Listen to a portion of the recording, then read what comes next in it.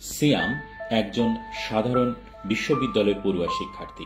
পরীক্ষা কাছে চলে এসেছে, কিন্তু ক্লাসে ঠিকমতো যাওয়া হয়নি, অ্যাসাইনমেন্টও জমা দেওয়া হয়নি এর আগে। সে বুঝতে পারছিল না এত কিছু রেখে এখন কি পড়বে।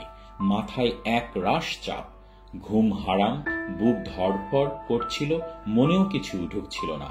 এই অবস্থায় সিয়াম বিশ্ববিদ্যালয়ের একজন সাইকোলজিস্টের সাথে কথা বললেন। সাইকোলজিস্ট তাকে বোতল এবং পানির একটি এক্সপেরিমেন্ট করে দেখান এবং সেখানে সিয়াম দেখতে পায় কিভাবে তার ছোট ছোট চিন্তা, অনিশ্চয়তা, ভয়, আত্মবিশ্বাসের অভাব মিলে এক সময় একটি মানসিক চাপের তৈরি হয়।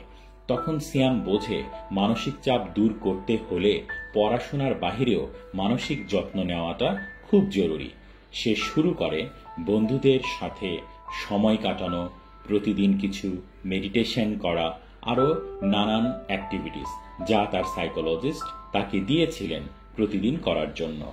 এরপর ধীরে ধীরে সিয়াম নিজের ভেতরের মানসিক চাপ কিভাবে নিয়ন্ত্রণ করতে হয় আর পরীক্ষার আগে ভয় নয় আত্মবিশ্বাস নিয়ে কিভাবে এগিয়ে যেতে হয় তা শিখে ফেলে। মানসিক চাপ মানেই তুমি দুর্বল নও। মানসিক চাপ নিয়ন্ত্রণ জানলে এবং শিখলে তোমার ব্যক্তিজীবন এবং পেশাগত জীবন উভয়ই অনেক স্বাচ্ছন্দ্যে কাটবে বলে আমরা বিশ্বাস করি।